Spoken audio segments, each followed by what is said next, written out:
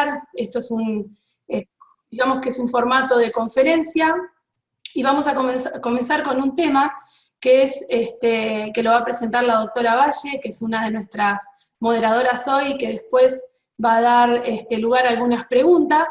En principio, aclarar algunas reglas en cuanto a cómo va a ser la modalidad. Están todas las personas, de alguna manera, como dicen ahora, muteadas. Hemos ido incorporando algunas palabras a partir de estas nuevas tecnologías que nos obligan a comunicarnos de una manera diferente. Después, las cámaras están habilitadas. Lo que pedimos, cuando habilitemos de alguna manera las preguntas y durante el transcurso de la charla, les pedimos por favor que no hagan referencia a causas particulares, a personas individuales, que tratemos de ser respetuosos de la intimidad, de algunas cuestiones que por ahí, aquí hay muchos operadores y operadoras judiciales, para no hacer referencias a causas en trámite, etc. Esto se lo pedimos, después facilitaremos el correo de la Oficina de Acceso a la Justicia y de la Oficina de la Mujer, que siempre están disponibles para atender todas las consultas. Así que, bueno, yo aquí estamos de alguna manera tratando de adaptarnos y en principio vamos a escuchar a Débora Aye presentar esta conferencia.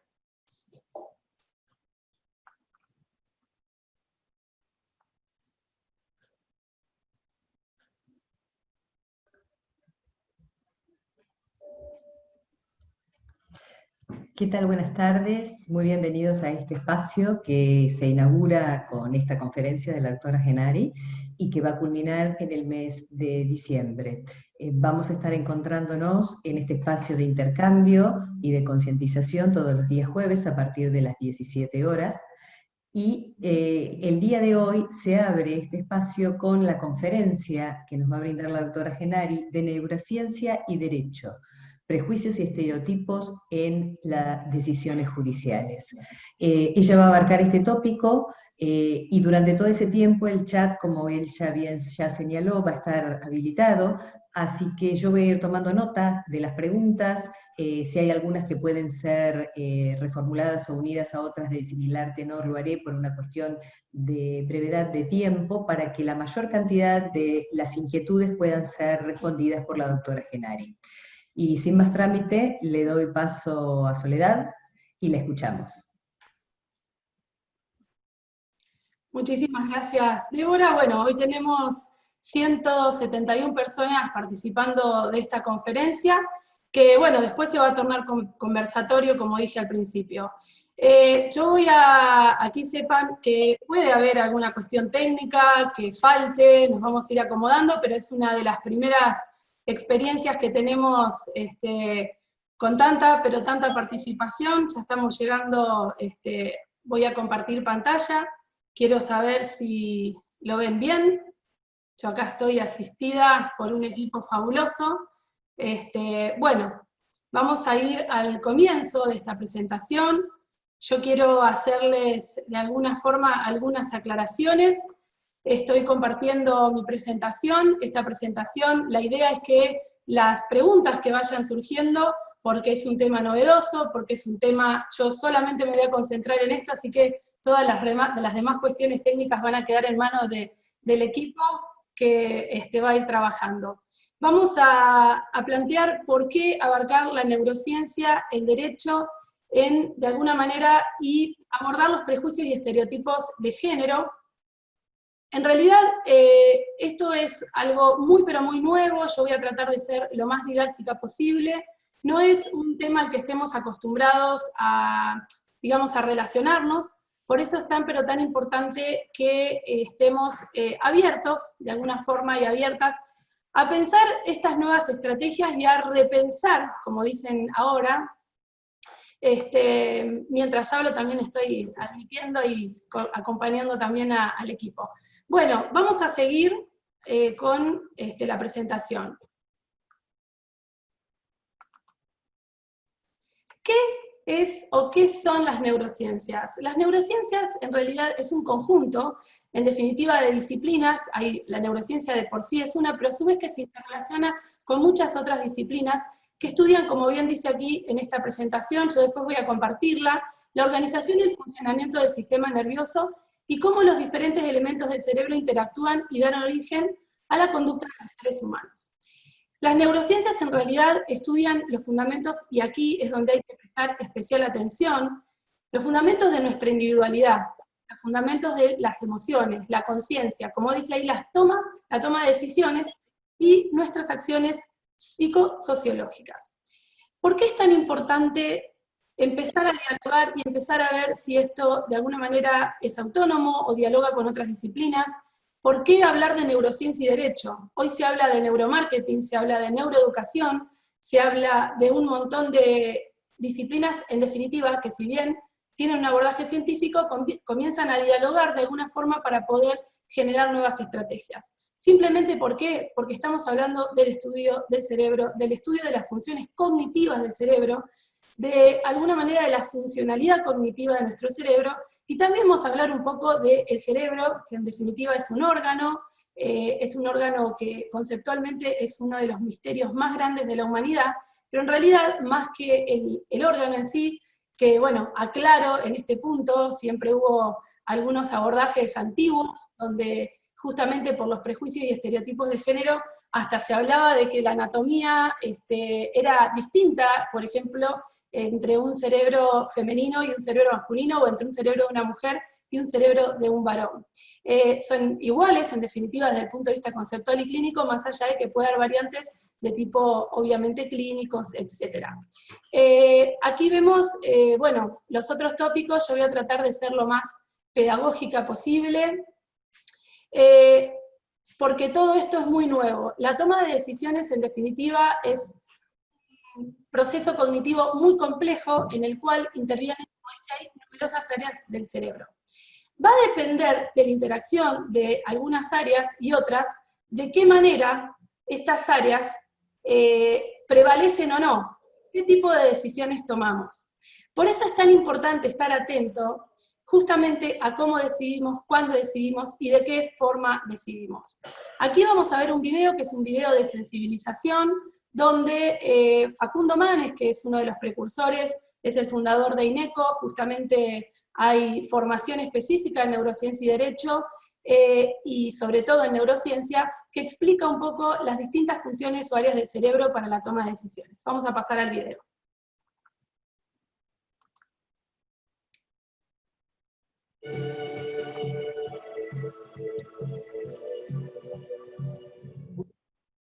Que la toma de decisión humana resultaría en la evaluación de alternativas de costo y beneficio. Las neurociencias están demostrando que decidimos muchas veces en forma no consciente, basados en experiencias y emociones previas y en un contexto que cambia permanentemente. Un área crítica para la toma de decisión humana es el área frontal. Esta área es clave para la planificación a largo plazo y además está involucrada en la recuperación de información de otras áreas del cerebro. Un buen ejemplo de cómo nuestro cerebro y el lóbulo frontal en particular se adapta a un contexto que cambia es el del piloto del vuelo 1549, cuando a poco de el aeropuerto de Nueva York se da cuenta que los motores no funcionaban y decide aterrizar en el río Hudson, salvando la vida de todos los pasajeros. Las 155 personas a bordo de ese avión salvaron su vida porque el héroe del Hudson, como llamó la prensa al piloto, tenía un cerebro humano y a su vez tenía un lóbulo frontal intacto que le permitió adaptarse a un contexto. Si hubiese sido una computadora el piloto de ese avión, todos estarían muertos, porque la computadora hubiese sido incapaz de adaptarse a un contexto que cambió abruptamente. Muy bien, ahora vamos a volver a plantearnos un poco algunas cuestiones. ¿Qué dice Facundo Manes en este breve video, pero que nos llama a la reflexión? Si bien no describe completamente todo lo vinculado con lo conceptual, porque las neurociencias, en definitiva, hay muchos aspectos para abarcar dentro de las neurociencias que tienen que ver con las funciones cognitivas, y hoy no venimos de alguna forma a dar mucha más información respecto a todos los aspectos clínicos o funcionales del cerebro, sino que vamos a hablar un poco de la toma de decisiones, de la funcionalidad de, en definitiva, lo que se llaman estas áreas del cerebro. Aquí me gustaría que reflexionemos y que pensemos conjuntamente, porque, bueno, Facundo lo que dice, o el doctor Manes, lo que dice es qué pasó, por qué el piloto del Hudson pudo de alguna manera volver a tomar y a rediseñar un montón de procesos y de vinculaciones cognitivas en un contexto que había cambiado diametralmente. Él habla de un lóbulo frontal intacto. El lóbulo frontal es el responsable de la planificación a largo plazo, justamente es el lóbulo que está vinculado a los recuerdos, a la memoria, a las operaciones técnicas, y justamente rescata esto, ¿no? Un lóbulo frontal intacto que pudo de alguna manera compensar quizá la interacción de otras áreas del cerebro que podrían haber prevalecido, por ejemplo el área emocional, el miedo, pero bueno, estamos hablando de un piloto que de alguna forma, entrenado para ello, se convirtió, como bien yo creo que muchos y muchas de los que están hoy acá participando vieron la película, se convirtió en un misterio y en objeto de estudio. Yo acá les propongo hablar justamente el lóbulo frontal, como dijimos recién, el ocupado más de lo que sería el aspecto racional, también está vinculado nuestro cerebro con otras áreas que interactúan. También está el área emocional, ¿no? Que muchas veces se la llama prefrontal, por eso es que hoy no vamos a estudiar la anatomía de todas las áreas del cerebro, sino empezar, la verdad que los tengo que desilusionar, o las tengo que desilusionar, voy a dejar más preguntas que respuestas, por eso después nos vamos a abrir un poco al diálogo. Yo aquí les planteo todo un esquema, ¿no? Facundo Manes habla del cerebro argentino.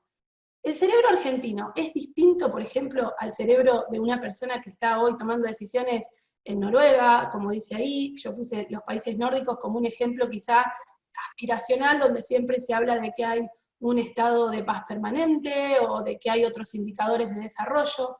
Hablé de la soledad, ahí pongo una foto de un adolescente, por ejemplo, en soledad, una mujer en otro lugar del mundo, mujeres pertenecientes, por ejemplo, en este caso en África, a un grupo. También hablo de la ciudad, la imagen de la ciudad, pensemos, es lo mismo hoy, en definitiva, un esquema, o digamos, de una manera, como dice el cerebro argentino, son todos iguales, bueno.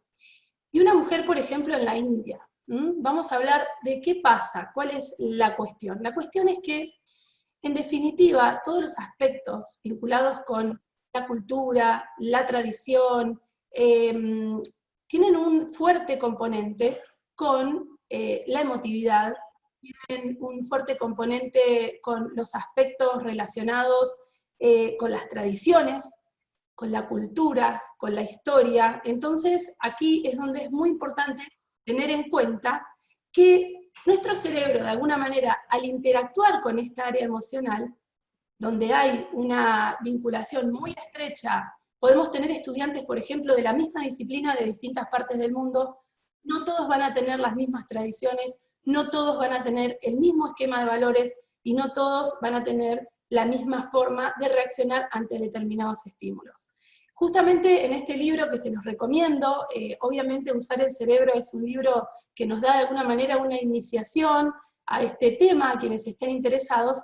El cerebro argentino no es igual a todos los cerebros, pero en realidad, más que hablar del órgano, tenemos que hablar de las funciones cognitivas o de la interacción. ¿Por qué? Por esto, por el tema, en realidad, él hace hincapié a las tradiciones, y bueno, habla de un valor, y habla de una característica muy particular que tenemos los argentinos, que es la resiliencia, y que tiene que ver justamente con esta capacidad de adaptarnos a contextos que cambian de manera permanente.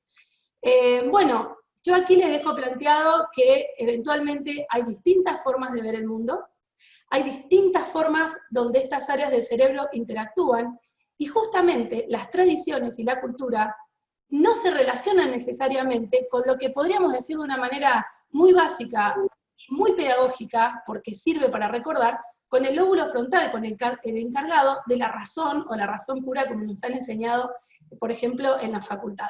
Por eso es tan importante tener en cuenta el contexto, por eso es tan importante tener en cuenta las tradiciones, y vamos a ver más adelante que las tradiciones son los vehículos más potentes para los prejuicios y estereotipos de género.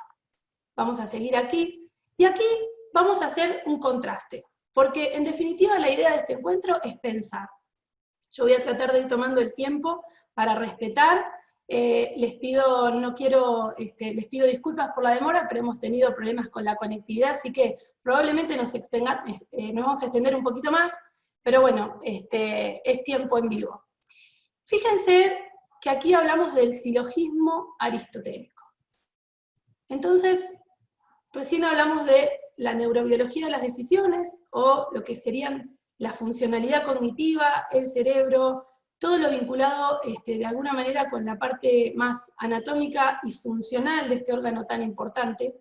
Pero aquí, bueno, tenemos la doctrina con la cual, desde el punto de vista filosófico, nos han formado a todos los abogados y a todas las abogadas para poder tomar decisiones de tipo jurídico o judicial.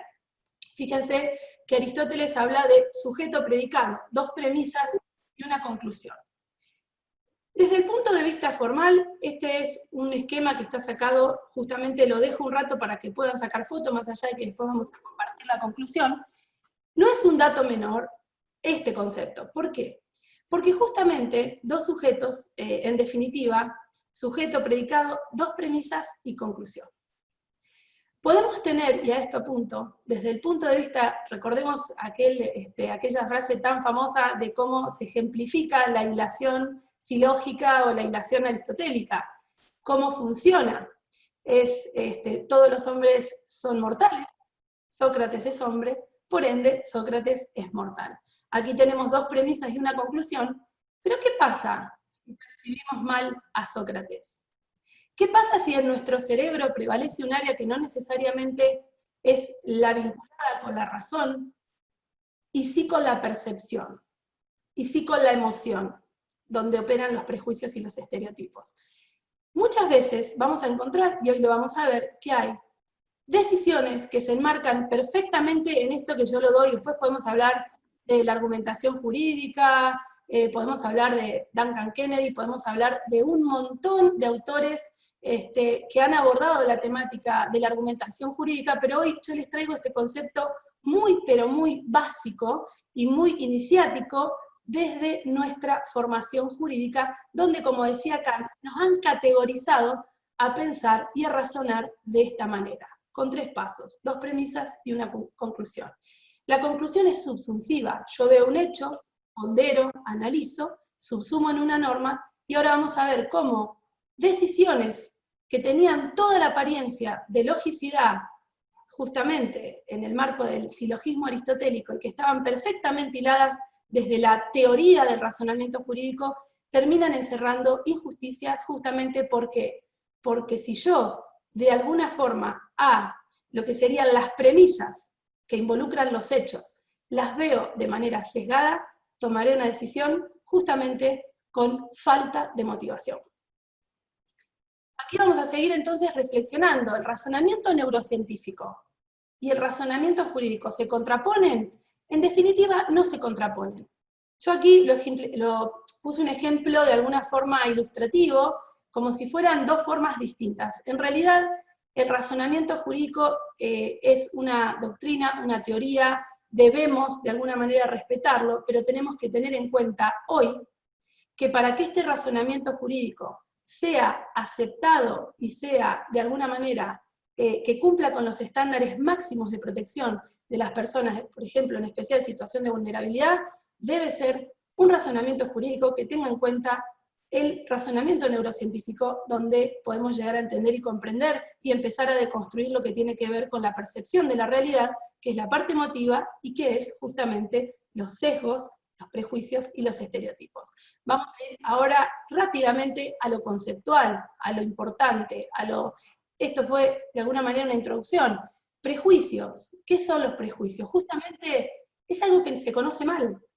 En definitiva, es algo de lo cual se tiene una percepción, y en general esta percepción es mendaz, es negativa y es rápida.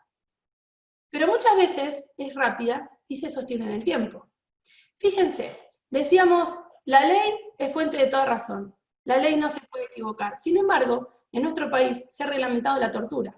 Y por ejemplo, nuestro Código Civil, vigente hasta no hace mucho tiempo, si bien había sido reformado en este punto, contenía prejuicios y vinculado también con los estereotipos hacia la mujer. Fíjense que la mujer solo podía ser tutora si, en este caso, decía, la mujer no podía ser tutora como premisa, salvo la abuela, pero si se conservase viuda. Y por ejemplo, el 55, inciso 2, establecía que la mujer casada era una incapaz de hecho relativa, equiparando su tratamiento al de, en ese momento, utilizando este lenguaje, menor adulto. Entonces, estaba sujeta a la representación legal de su marido. Hasta el siglo XX, y fíjense que hasta diciembre del año 2015, las mujeres, por ejemplo, en Arabia Saudí, no podían manejar, justamente porque se considera, y aquí es donde vemos que, justamente sin caer en la estigmatización, hay culturas donde la mujer, de alguna forma, tiene muchísimas más barreras de acceso a la justicia por estas cuestiones de que son consideradas, como dice en la definición, seres inferiores a los hombres. De ahí su cosificación y su trato denigrante o injusto. ¿Qué es un estereotipo? ¿Qué diferencia hay? ¿Por qué tenemos que indagar en qué es un prejuicio? Un prejuicio es una forma ya de percibir y razonar, o razonar, por decirlo de una forma elegante, en realidad un prejuicio no es un razonamiento completo, y vemos qué son los estereotipos. Los estereotipos son muy fuertes, y es distinto desde el punto de vista cognitivo. No es una operación de una toma de una decisión, sino que el estereotipo es aún, yo diría que incluso, cognitivamente más difícil de erradicar.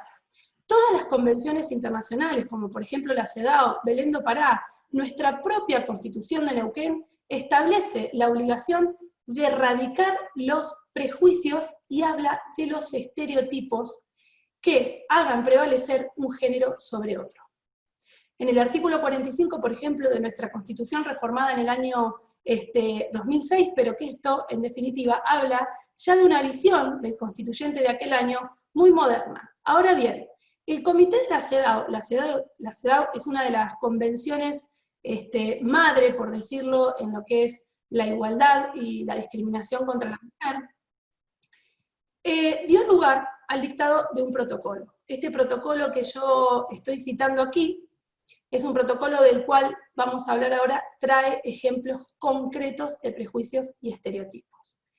Fíjense el comité de la CEDAW que dice en su recomendación número 19.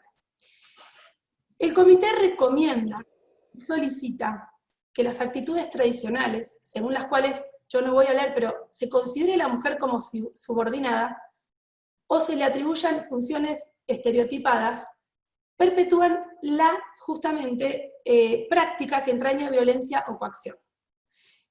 Aquí cita como ejemplo la violencia, los malos tratos en la familia, los matrimonios forzosos, el asesinato, que en este caso nosotros lo tenemos tipificado como femicidio, cuando hay un componente de violencia hacia la mujer, justamente en razón de su género y en un contexto de violencia.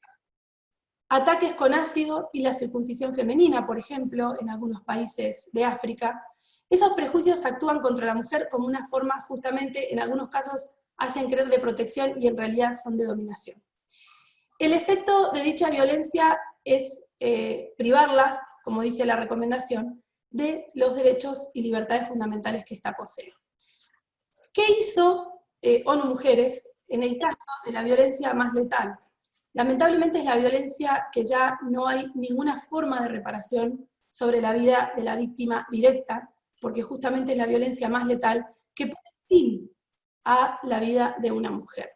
Fíjense que aquí hay ejemplos muy claros de qué es, en definitiva, incurrir en este tipo de estereotipos. Esto no se agota en esta lista, pero, por ejemplo, la creencia o, en definitiva, tener normas inflexibles de qué es violencia doméstica o violencia basada en el género es, de alguna manera, una forma de ir perpetuando esos estereotipos.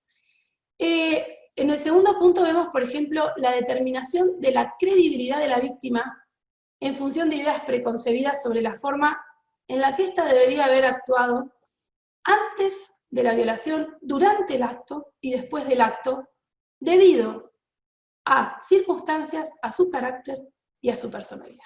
Me voy a detener un minuto en esto. No es de alguna manera raro a veces notar ejemplos donde se hace hincapié justamente a la historia de la víctima, a conductas de la víctima o aspectos de la personalidad de la víctima para efectivamente privarla del goce de algún derecho. Ahora vamos a ver cómo en sentencias concretas, haber valorado justamente características particulares de la víctima, como fue el caso de Paola Costa en Córdoba, la privó de una solución justa, de una solución acorde y de la tipificación del delito de acuerdo a las circunstancias y al hecho concreto. Por ejemplo, aquí dice el uso de referencias a estereotipos sobre la sexualidad masculina y femenina de la víctima o perpetrador. Voy a decirlo de una manera simple. Cómo estaba vestida, a qué hora salió, cuál es su trabajo, su función, cómo se desempeña, qué hizo, qué no hizo. Y hay un tema ahí muy, pero muy importante. Justamente habla de la conducta posterior al hecho. Esta cuestión de, no, pero después del hecho se fue y se fue a dormir a lo de una amiga y no dijo nada. O, bueno, hay cuestiones que sin querer muchas veces vehiculizan y perpetúan estos patrones que en definitiva encierran preconceptos e imágenes estáticas sobre la mujer. Quise poner el ejemplo justamente de la violencia sexual, porque es la violencia sobre la cual recae mayormente la salud de las decisiones por este tipo de preconceptos. Yo aquí les quiero mostrar un video, pero que repensemos estos dos conceptos dos veces. Los estereotipos de género no es que de alguna manera ponen en peligro o de alguna forma, por decirlo simple, tocan la decisión. Invalidan los fundamentos de una decisión. Los estereotipos de género afectan la validez de las decisiones judiciales, y esto hay que decirlo con todas las letras. Justamente las convierten en decisiones arbitrarias. Una imagen, y ahora vamos a ver justamente este video, que es algo muy simple, que se percibe como algo inocente, encierra un estereotipo. Ese estereotipo acarreado y fortalecido durante toda la vida nos puede llevar a naturalizar la violencia y a tomar eventualmente decisiones, por ejemplo, precautorias que priven a una mujer hasta de su propia vida. Los estereotipos de género, ahí dice, afectan el sentido más profundo de la justicia. Es importante entenderlo, ahora lo vamos a ver con casos. Estoy tratando de ir lo más rápido posible y lo más dinámico para después dar lugar a las preguntas, pero en definitiva, no solo son reproducidos por quienes juzgan, también he notado que no son percibidos por quienes deben proteger o defender a las víctimas. Aquí vamos a ver un video, la verdad, tengo que decirlo, es un video muy cortito, muy sencillo, que es de sensibilización, pero para que repensemos cuántas cosas hacemos de alguna manera inocente, y yo aquí no estoy viniendo a plantear que rompamos nuestras tradiciones, simplemente que empecemos a erradicar aquellas tradiciones que perpetúan los estereotipos de género negativos.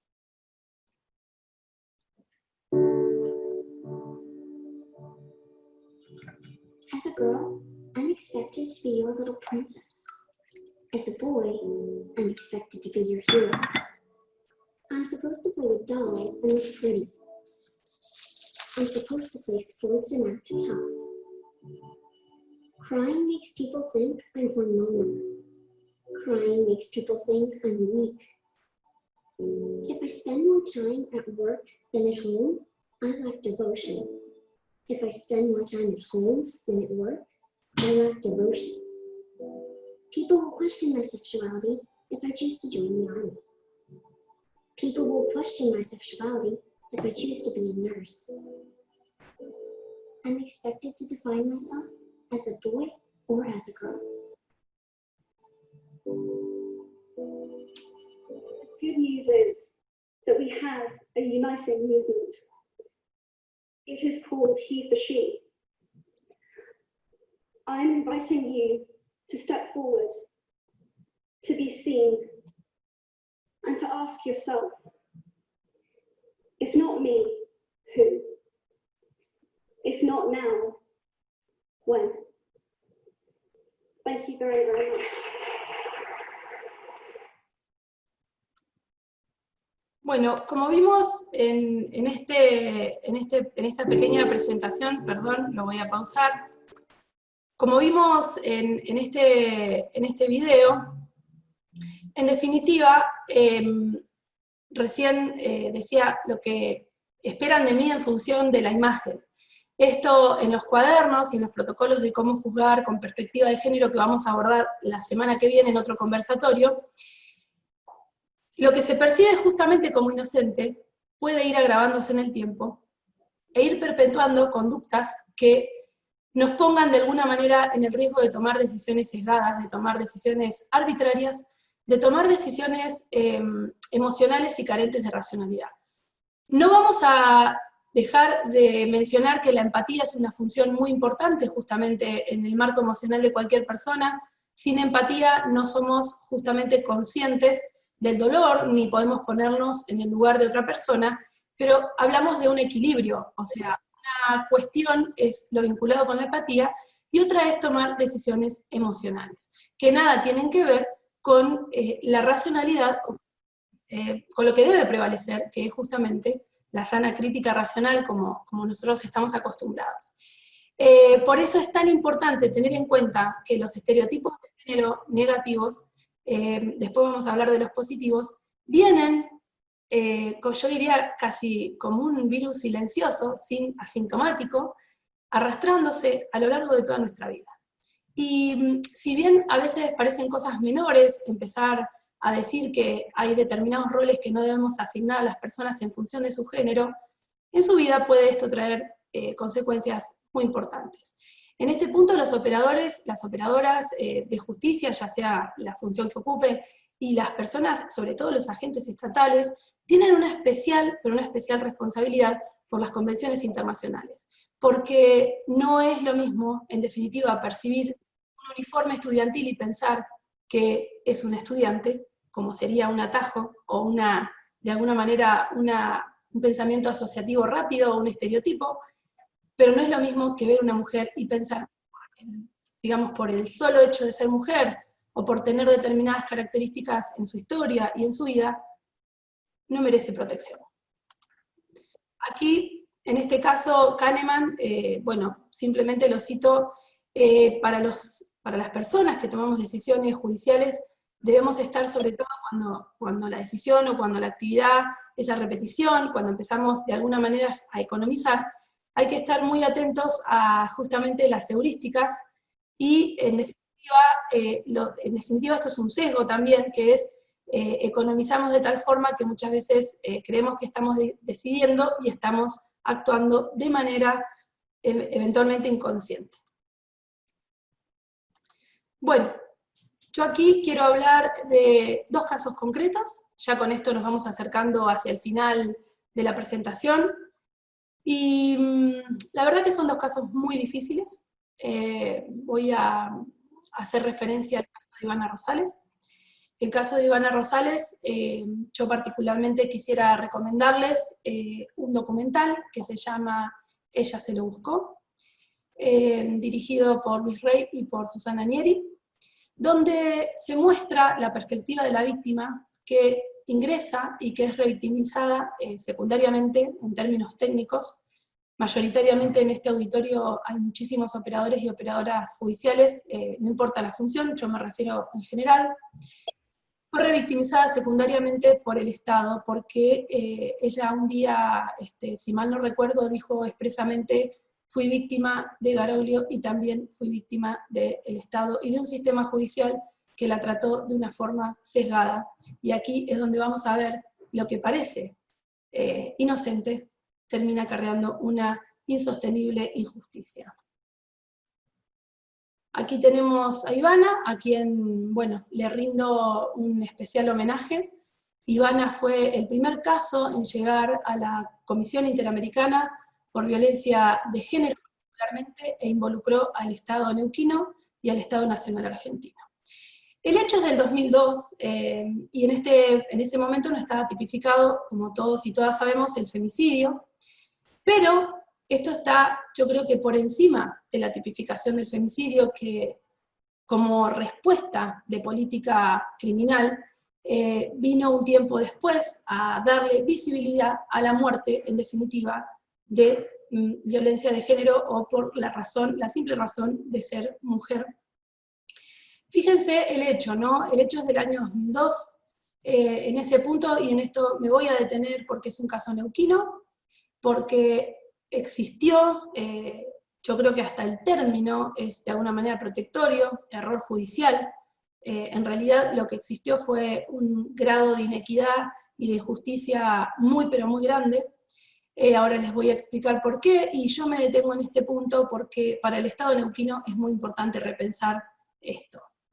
En el caso de Ivana iba con su, esto formó parte de un documental, y bueno, muchas veces la idea, como el documental, y ella se convirtió en una activista muy importante para los derechos de la mujer, a mí me gusta hacer referencia a este caso.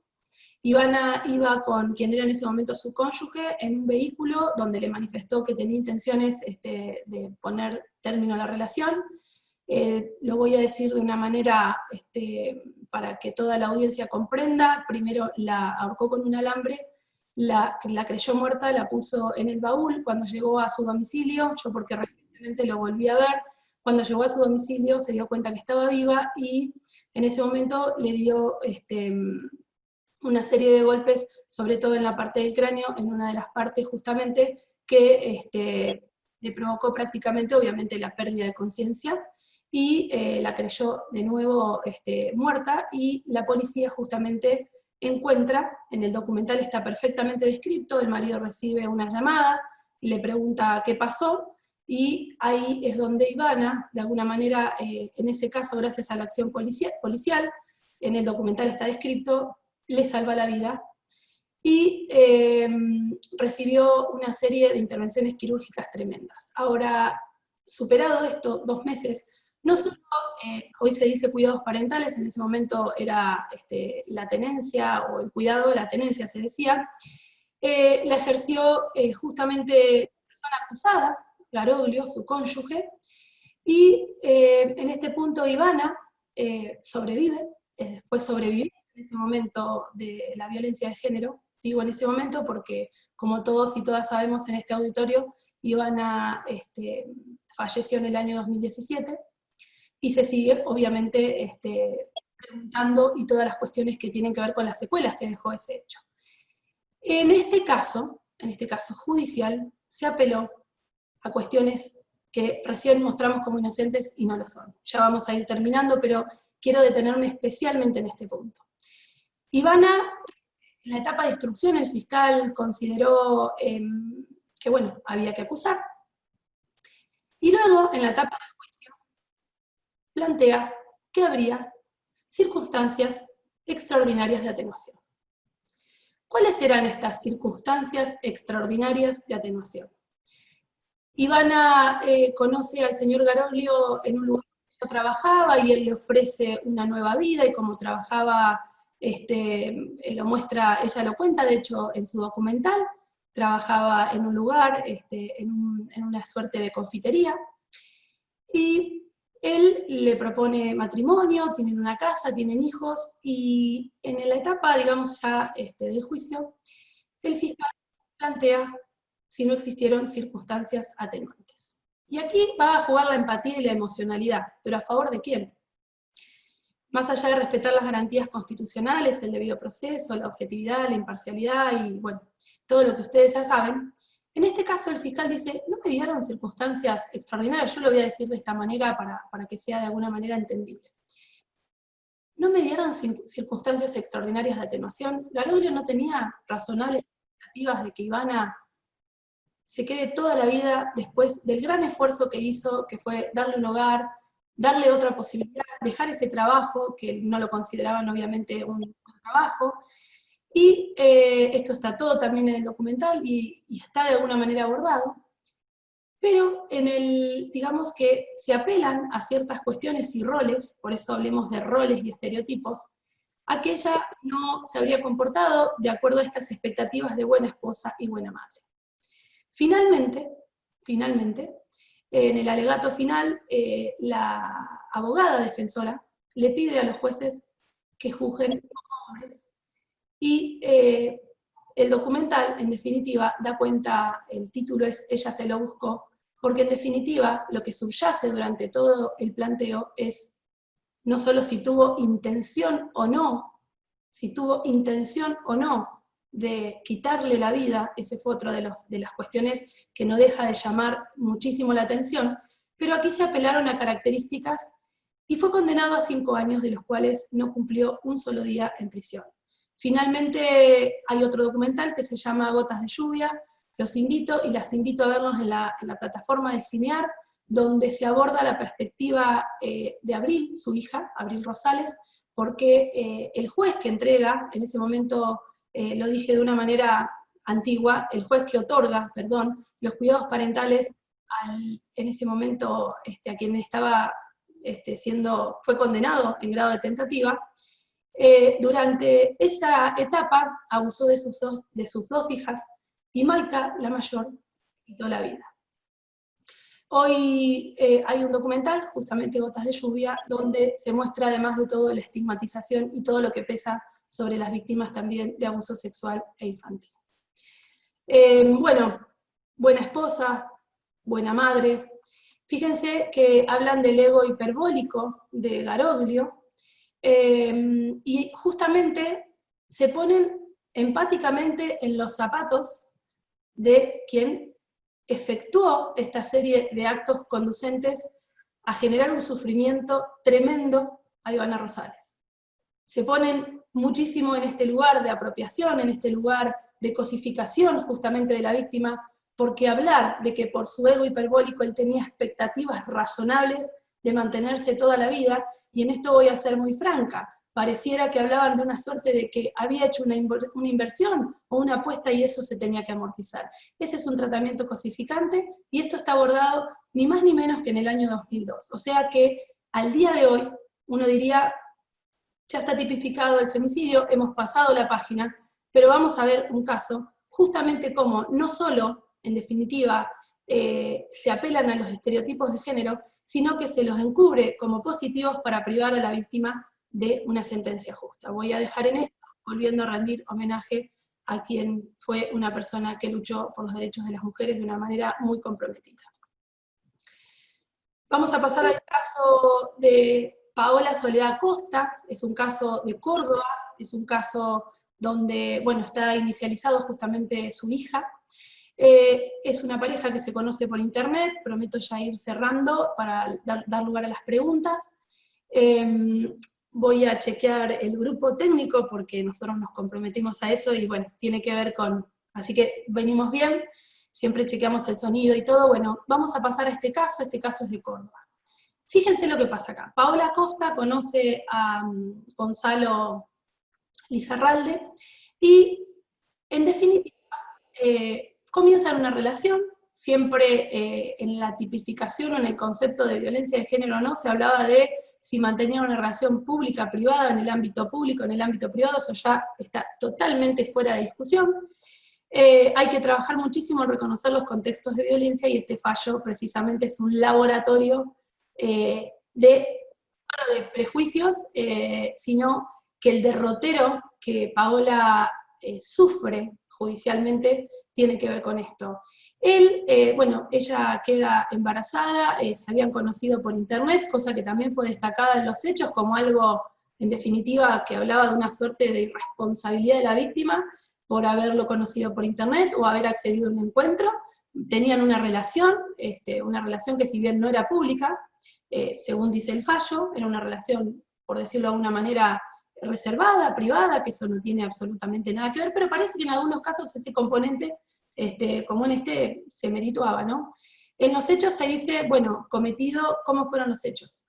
Ellos realmente hablan de una gravedad muy, pero muy importante. Durante todo el embarazo, el señor Lizarralde, disculpen, se encargó de disuadirla y de convencerla, aprovechando justamente su estado de embarazo y su vulnerabilidad, para que interrumpa, diciéndole que él era portador de enfermedades, que en su familia había un montón de situaciones que iban a perpetuar alguna transmisión de enfermedades genéticas, que lo interrumpa.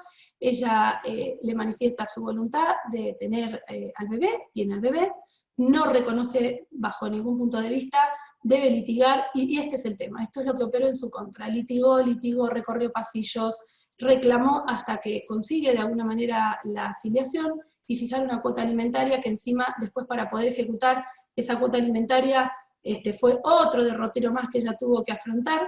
Y un día, él le dice, Paola, me gustaría conocer a la nena, le compré unos regalitos, la nena en ese momento, si mal no recuerdo, tenía creo que 18 meses, y la llama, él va con una camioneta de la panadería, él tenía una suerte de como de distribuidora, y le pide que baje. Y le pregunta si estaba con alguien. Ella le dice que no, entonces ella baja con la nena, y ahí es donde la apuñaló, obviamente a ella y a su hija. Luego las tiró en una alcantarilla, obviamente las dejó convencido de que había terminado con la vida de ambas. Paola falleció, como dice acá, por supuesto, porque es justamente en ese caso fue homicidio calificado y homicidio calificado en grado de tentativa. La niña sobrevive colocándose sobre el pecho de su madre y no se deshidrató gracias a que llovió, estuvo 80 horas. De hecho, hay un testigo que relata que él fue a mirar si justamente seguían ahí, pero bueno, ella estaba obviamente sin vida y la niña prácticamente al borde también de la muerte. Ahora, en el momento de juzgar, fíjense en primera instancia, como dice la ficha, la Cámara Correccional, ya la carátula habla de homicidio calificado por el vínculo, y en grado de tentativa también por el vínculo, en el caso de su hija. Luego, en cámara, en la Cámara, digamos, la calificación del hecho es homicidio calificado por alevosía, y justamente, y por el vínculo, y en grado de tentativa hacia su hija. Pero lo importante aquí es destacar qué pasó en justamente el Tribunal Superior de Justicia en la Sala Penal. ¿Por qué no consideraron a Paola Costa víctima de femicidio? Vemos homicidio calificado, hablamos de alevosía, hablamos de calificado por el vínculo, pero no vemos, más allá de la pena, que no varía, vemos en definitiva que no está la calificación de femicidio para Paola. ¿Por qué consideraron que Paola no era víctima de femicidio? Porque era una mujer que había ejercido plenamente sus derechos. Ahí dice justamente, había defendido los derechos de su hija y era una persona decidida, y era una mujer fuerte. Entonces, yo acá me pregunto, ¿era tan fuerte que terminó en una alcantarilla con su hija? Aquí es donde me pregunto si esto no es un estereotipo de género positivo, que actuó negativamente y que privó de sentencia, porque justamente el femicidio es, más allá de que había otros agravantes, es un agravante que como política criminal, como efecto visibilizar la más grave de todas las violencias, que es la violencia letal, que es el femicidio. Se la privó por ser fuerte de la carátula, y de lo más, digamos, llamativo del fallo es que no reconoce en modo alguno que había una relación de desigualdad entre la víctima y el victimario. Dice, aquí no reconozco una relación de desigualdad. Primero que las relaciones de desigualdad son estructurales, por ende a veces son muy difíciles de reconocer más allá del caso concreto.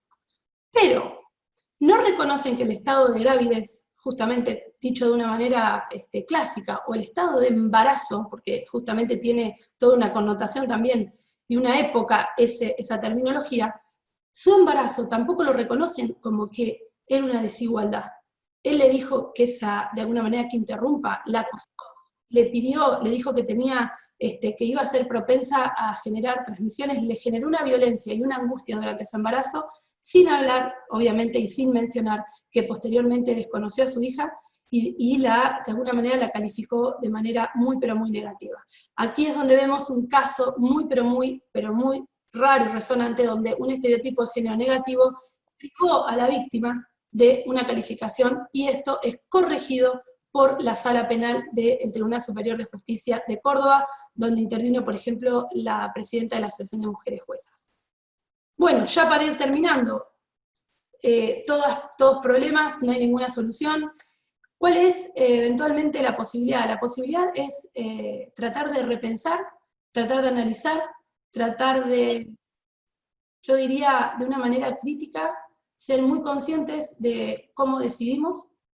Y una buena práctica es justamente recopilar, sistematizar y publicar las decisiones judiciales que involucren cuestiones relativas a los derechos de las mujeres.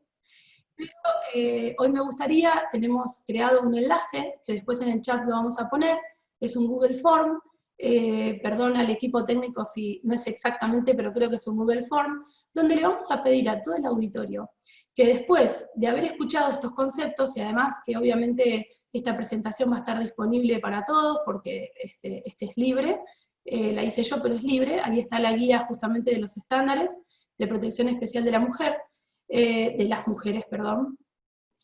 Todas aquellas personas que hayan visto o hayan leído, ya sea desde el lado, incluso hasta como víctimas, de algún tipo de esta situación, nos lo envíen, que nosotros vamos a tratar de armar una suerte de lista de verificación. Esto es algo muy novedoso, pero como es tan difícil de percibir, sobre todo en algunas culturas, queremos comenzar a proyectar un laboratorio de lo que serían estereotipos de género negativos y empezar a encontrar estos positivos que operan negativamente. Para finalizar, ya vamos a la conclusión, espero haber sido entretenida, aunque bueno, el objetivo es aprender, no entretener, el objetivo es pensar, criticar, y bueno, ya vamos a ver, observar decisiones, que es un poco lo que acabo de decir, que nosotros también seamos conscientes, no solo las personas que estamos dentro del ámbito judicial, sino que no solo hay que decidir judicialmente con perspectiva de género, teniendo en cuenta los prejuicios y los estereotipos de género, sino hay que vivir con perspectiva de género, hay que educar a nuestros hijos, a nuestras hijas, la perspectiva. Una ciudad igualitaria, una sociedad igualitaria, un país igualitario, es un país que justamente ya tiene ganado mucho territorio en indicadores de desarrollo, en crecimiento económico. Una de las cuestiones prácticas que proponemos es la aplicación de protocolos para juzgar con perspectiva de género, porque se cree muchas veces que juzgar con perspectiva de género, ya lo vamos a abordar en otros encuentros, es como una suerte de ideología, o es una suerte de opción, o es una suerte de creencia, y que en definitiva hay muchos preconceptos sobre que esto a su vez va en contra de... Yo he escuchado, me han preguntado si esto no es juzgar de manera parcial, sesgada, no, al contrario. Yo quería decir que las personas más formadas en género son aquellas que van a evitar justamente ver violencia de género donde no la hay, y ver violencia de género donde la hay. ¿Justamente para qué? Para evitar la repetición, para evitar la vehiculización, para evitar que esto se vaya profundizando. Y bueno, nomenclar, esto es un poco lo que le estamos proponiendo hoy en este encuentro, y queda pendiente, como hablamos mucho de neurociencia, y vamos a hacer otro encuentro ya vinculado a lo más específico, por ejemplo, a roles y estereotipos en la evaluación de la prueba, o por ejemplo ya más basados en la teoría del caso, o investigación con perspectiva de género, no juzgar con perspectiva de género, evaluar.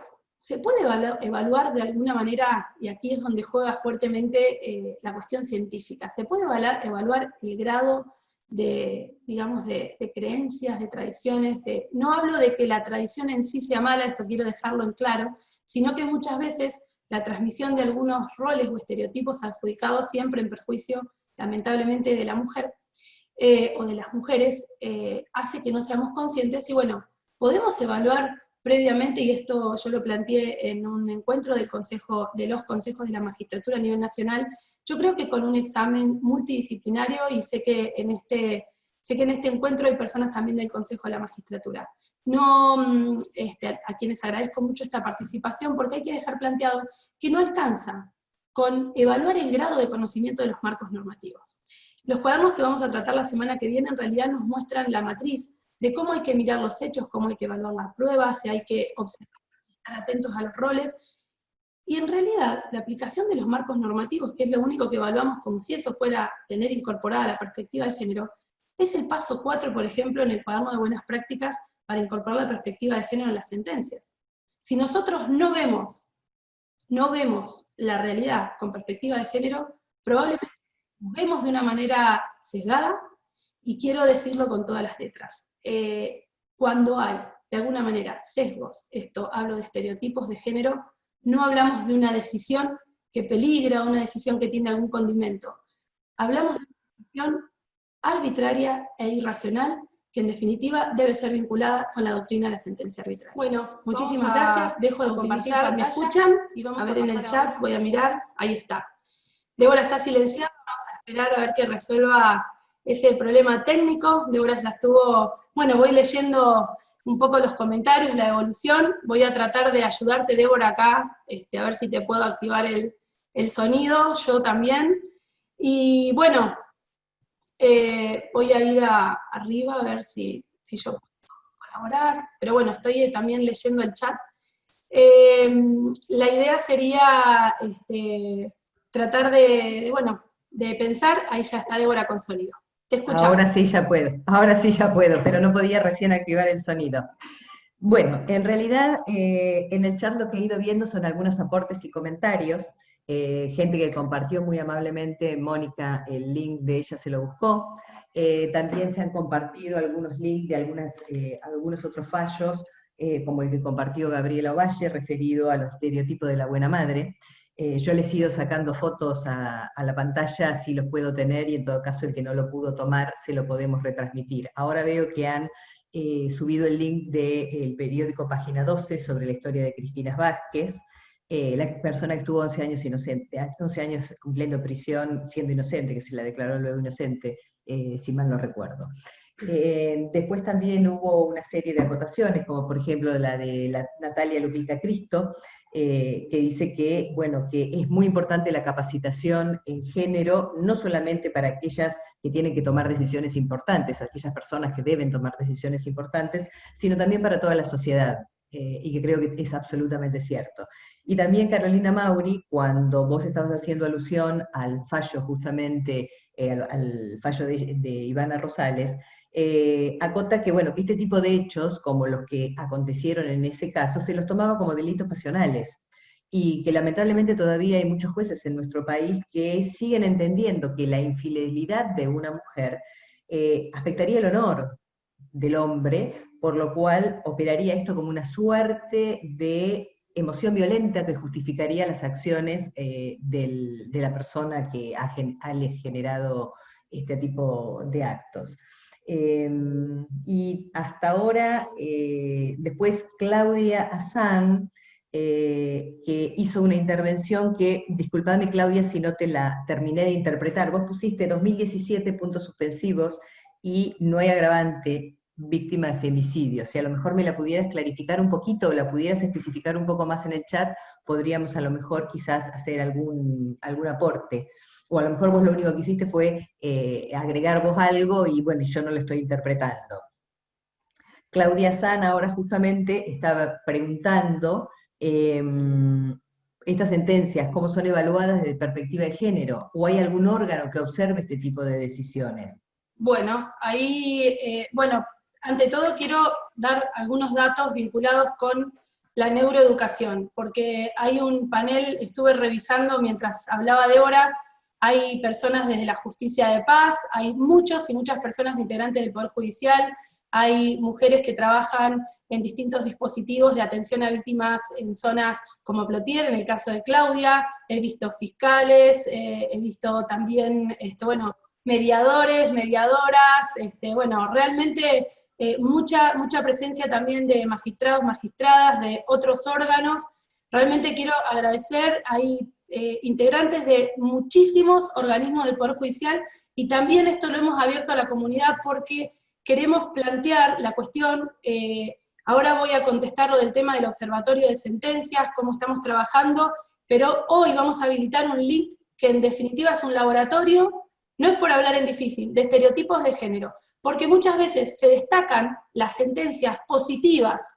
Nosotros tenemos un observatorio de sentencias con perspectiva de género en el ámbito de la Oficina de la Mujer, la biblioteca, y con un protocolo informático donde tenemos habilitado el envío manual y el envío automático, y estamos armando ahora el digesto con la doctora Valle, justamente, pero sigo aceptando gente. Acá multitasking que también está vinculado con el tema de la neurociencia. Pero a mí me gustaría hablarles de algo muy, pero muy importante. Así que existe el observatorio, vamos a ir compartiendo, queremos justamente generar tráfico en la oficina de la mujer, en la página, porque la página es estática, pero nosotros queremos empezar a generar un diálogo. Escríbanos, pídanos de alguna manera información. Todo esto a las personas que participaron de este encuentro, le vamos a enviar, como pusieron recién el enlace, ella se lo buscó, de altísimo contenido educativo, de altísimo contenido reflexivo, y el director el productor, perdón, de ese documental está en el público. Así que quiero hacer un reconocimiento, porque también hablé de gotas de lluvia, y no es que yo esté pasando un aviso. En definitiva, lo que estoy explicando es que todos estos documentales que muestran las gravísimas consecuencias sobre la psiquis de las víctimas, el tratamiento judicial o el tratamiento estatal en términos más amplios, revictimizantes, traen consecuencias muy, pero muy difíciles de reparar. Ya el hecho en sí, ser tratado de una manera sesgada, primero, ya el hecho en sí de ser víctima de violencia es desestructurante. Pero si además le agregamos que cuando acudimos a un sistema de protección, ya sea gubernamental, administrativo, a un centro de atención a la víctima, a una fiscalía, o si somos de alguna manera parte en un juicio, por decirlo de una manera amplia, si además somos tratadas de manera sesgada, las mujeres, en definitiva, somos revictimizadas. Esto también está tratado en Campo Algodonero, les recomiendo Campo Algodonero, pero Campo Algodonero debe ser de lectura obligatoria para todas las personas. Nosotros vamos a ir compartiendo todo, digamos, en la página, vamos a poner un link con los documentales, y vamos a poner un link con el material que hoy estuvimos hablando después que terminemos este encuentro, pero me gustaría que reflexionemos sobre algo. Estoy leyendo también las preguntas, Débora, así que elegí y me vas diciendo. Bien, acá veo que Claudia aclaró que en el año 2017, ahora sí entiendo, ya estaba la figura de femicidio, sí, obviamente, y no fue agravante en el caso de Córdoba. En realidad, en el caso de Córdoba, si yo mal no recuerdo, corregime Soledad, el Tribunal Superior de Justicia, en realidad, cuando hace lugar a la impugnación parcialmente, entiende que en el caso de Paula sí era femicidio, Pero y, no en el caso de la niña, no tentativa de femicidio indirecto, como había peticionado la querella y el fiscal. Lo que hace el fallo del Tribunal Superior de Justicia es justamente revertir la calificación con que había resuelto el caso la Cámara, las instancias anteriores. Exactamente. Ahí también quiero remarcar, debida diligencia. Vamos a abordar en el próximo encuentro debida diligencia. Otto Kloss está justamente marcando en el chat para todos, por eso lo digo. Está poniendo justamente María da Pena de Brasil, excelente. Pero este encuentro tiene que tener como eje una profunda reflexión y un llamado a estudiar justamente la vinculación que hay entre nuestros prejuicios, nuestros estereotipos de género, las personas que tomamos decisiones y que decidimos, o no solo decidimos, sino que, por ejemplo, hasta podemos hablar aquí, hay operadores y operadoras de la Oficina de Violencia, hay integrantes del Foro de Familia. Cualquier persona que esté en el marco de lo que sería el acceso a la justicia como respuesta estatal general, debe estar especialmente preparado en esto, en erradicar, en repensar y en tratar de ir analizando y autocriticándose cuántas cuestiones mira de forma sesgada por la percepción. La percepción es una cuestión que precisamente es estudiada en la neurociencia dentro de las funciones cognitivas del cerebro. Podemos percibir equivocadamente, justamente en base a nuestros esquemas de repetición de conductas, y aquí quiero hacer hincapié y dar un mensaje esperanzador. ¿Por qué? Nosotros somos todas personas adultas. ¿Hasta qué edad generamos conexiones nuevas y maneras de repensarnos? Ahí estoy leyendo también, hay gente del cuerpo médico forense, de la Cámara. ¿De qué manera podemos empezar a razonar? Pero nosotros es tarde, llegamos tarde a este encuentro, llegamos tarde a pensar la vinculación entre la neurociencia y el derecho. La plasticidad neuronal de alguna manera empieza a decrecer después de los 7, 8 años, por decirlo de una forma genérica. En la edad temprana, si nosotros educamos a nuestros hijos, a nuestras hijas, o a quienes están bajo nuestro cuidado, con una perspectiva igualitaria, donde no les asignemos roles, donde no les asignemos mandatos, donde en función de su biología no esperemos algo. Yo hace poco dije, cuando una mujer ocupa un cargo de decisión, se espera que no sea ni muy emotiva, ni muy racional, porque si es muy emotiva, no razona, porque si es empática, en definitiva se deja llevar por las emociones, y si es de alguna manera exigente, es una jefa difícil. En definitiva, la sociedad a veces cree, siempre dije, nunca vamos a poder muchas veces contentar todo. ¿Por qué? Porque la mujer, por ejemplo, en los espacios de decisión, esto es materia también de observación de la ONU, a la mujer se le exige muchísimo más. ¿Por qué? Porque la sociedad en su conjunto cree que no pertenece a ese lugar. Lo que dice el video de la ONU, si trabajo mucho, me falta devoción por mi familia. Si estoy mucho con mi familia, me falta devoción por el trabajo. Yo los quiero de alguna manera dejar con esta reflexión. Es un libro de, espero que a ver si se ve, de Chimamanda Ngozi. Es un libro que tiene nada más que 55 páginas, donde dice, todos, en este caso agregaríamos todos y todas, deberíamos ser feministas. Justamente Chimamanda Ngozi, vamos a poner una foto, este libro lo tienen que comprar, porque obviamente Chimamanda vive, es una africana, que dio una conferencia donde dijo, ¿no sería más fácil ser feminista también para los varones? ¿No sería más fácil, en definitiva, no cargar con todos estos mandatos históricos que hacen que el hombre sea proveedor, que tenga que tener... Es como son, dice, son demasiadas exigencias. En la cultura angoleña, en la cultura de la cual ella proviene, por eso hoy puse esa foto también, la realidad es que Chimamanda dice, esto de alguna forma no fue visto, no fue jamás analizado, de que es un peso muy, pero muy grande para eventualmente las mujeres, pero también para los varones. Así que yo creo que educar en la igualdad tiene que ser una obligación no solo estatal, sino social, y sobre todo empezar a comprometer a las corporaciones. No sé, Débora, ¿alguna otra pregunta? No, estaba mirando un poquitito. Sí, acá hay una sugerencia de María Claudia Brazola, que me parece interesante, analizar un caso del año 2011 donde hubo un homicidio, ella da el nombre de la persona, y que dice que, bueno, que entre otras cuestiones que se evaluaron en el juicio, fue determinadas circunstancias como que vivía sola, soltera, usaba minifalda. Ella pide si se puede analizar. Buscaremos los antecedentes de ser factibles, son del año 2011, tiene algunos años, pero ya veremos cómo lo podemos hacer. Perfecto. Bueno, ahí sigo leyendo y bueno, creo que no quedan más preguntas. Habíamos acordado más o menos ir a más que nada de observaciones, comentarios. Sí, he leído justamente el fallo, eso es importante. Yo simplemente mencioné el documental, porque el documental de alguna manera también refleja la perspectiva de la víctima y la necesidad del trato igualitario. Así que, bueno, me parece, Débora, que si no quedan más preguntas, ya podemos ir cumpliendo porque habíamos acordado que 6:30 más o menos, salvo que haya alguna otra cosa que haya quedado para preguntar. Estoy leyendo rápidamente, acá hay una intervención de Carolina Mauri, que dice que hay que asumir que las mujeres víctimas de violencia de género no pueden decidir acerca del curso del proceso, o que no tienen agencia también es un estereotipo, totalmente de acuerdo. Mónica Tentan menciona que la pregnancia actual del estereotipo buena madre en expedientes sobre cuidados parentales, no encuentro hasta ahora otra... Sí, son casi y sí hay una persona, Lorena Anabela, esperen que no llegue a tomar el apellido porque seguí avanzando, que recomienda un libro, La chica pájaro. Sí, perfecto. Y bueno, con mención Lorena Anabela Bassi, perdón.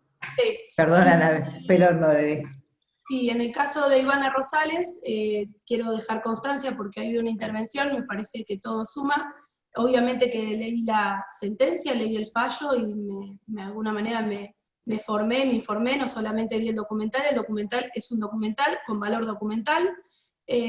Bueno, vivimos en un ámbito y en un país donde podemos también expresar nuestras formas, y eventualmente yo como funcionaria, como comprometida de alguna manera en trabajar en esto, yo creo que tengo moralmente y convencionalmente la necesidad y la obligación de trabajar para incorporar la perspectiva de género. Creamos la Oficina de la Mujer en el año 2015, y el trabajo es incesante y constante, así que lo que sí yo quiero dejar como de alguna manera reflexión, es que empezar a visibilizar estos temas en modo alguno implica violar garantías constitucionales.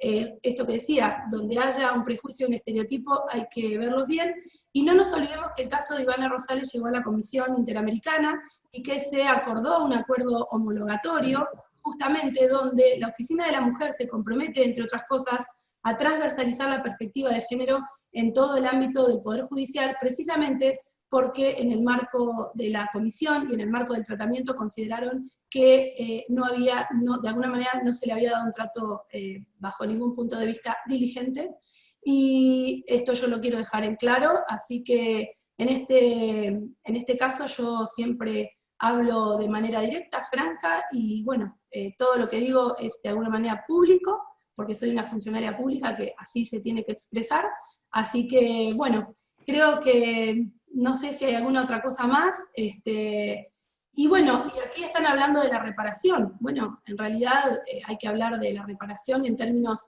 muchísimo más integrales. Y hay que, de alguna manera, y si vamos a hablar de prejuicios y estereotipos, hay que tener en cuenta que las mujeres, también dentro del Poder Judicial, ocupamos de alguna manera el 67-70%, y si vamos más arriba, cada vez tenemos menos presencia en los ámbitos de decisión. Eso también tiene que ver con algunos estereotipos o prejuicios que pesan sobre las mujeres, que tiene que ver con una construcción histórica que es muy difícil de deconstruir. Hace poco vimos que han sancionado la necesidad de contenidos transversales en las escuelas, y yo ahí creo que también es muy, pero muy importante prestar atención, porque son las generaciones futuras. Cierro esta intervención diciendo que la edad promedio del femicida argentino es de 38 años.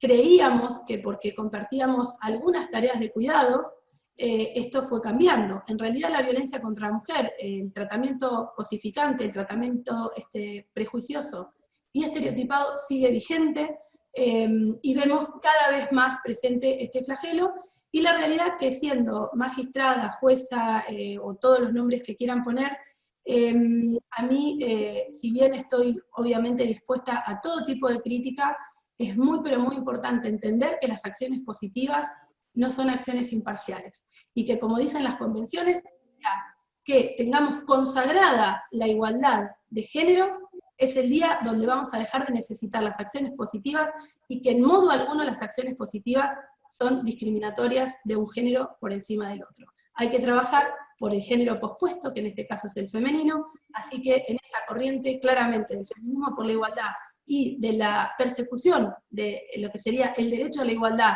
material, porque nosotros tenemos mucha igualdad formal pero muy poca material, es importante que el Poder Judicial, y justamente adoptado esto como política institucional a través de la Oficina de la Mujer, se comprometa doblemente, porque cuando hay una mujer víctima, la diligencia debe ser reforzada. Muchísimas gracias. Así que, Débora, estaba leyendo, bueno, muchas gracias a todos y todas los que participaron en el chat. Hay algunos quienes conozco, otros quienes no, algunas sorpresas realmente muy, muy alentadoras, y otras muy gratificantes, porque tienen que ver con gente que no pertenecen al ámbito del Poder Judicial y que aún así han respondido a la convocatoria. Y comparto lo que dice Leandro Elosularumbe, que en el Consejo de la Magistratura, además de tomarse en cuenta, retomando un poco lo que vos manifestaste, ¿no? Además de tomarse en cuenta los conocimientos técnicos y académicos, debería analizarse justamente esta habilidad y esta capacidad y este manejo de esta herramienta y método de análisis que es la perspectiva de género y los conocimientos en género. Por último, Débora, perdón, también recordarles que la semana que viene tenemos un encuentro, vamos a estar mañana enviando la convocatoria, ingresen a la oficina de la página de la mujer, les pedimos disculpas también si tuvimos algunos ajustes, pero bueno, es un ciclo de conferencias y conversatorios muy ambicioso que hemos armado hasta diciembre, donde después las caras ya no se van a repetir, yo estaré en uno más y ya después empezaremos el próximo, por ejemplo. Contamos con la participación de la doctora Lúpica Cristo de Cutralcó, también de Sandra González Taboada, por la Asociación de Magistrados y también por el Ministerio Público Fiscal, Débora y yo finalmente, donde vamos a abordar los cuadernos de buenas prácticas para juzgar con perspectiva de género, y precisamente también el protocolo para juzgar con perspectiva de género de México, así que ya los vamos a estar invitando, y bueno, les vamos a pedir que visiten nuestra página. Muchísimas, pero muchísimas gracias, y ya terminamos. Adiós. Gracias a todos. Hasta luego, buenas tardes. Finalizo.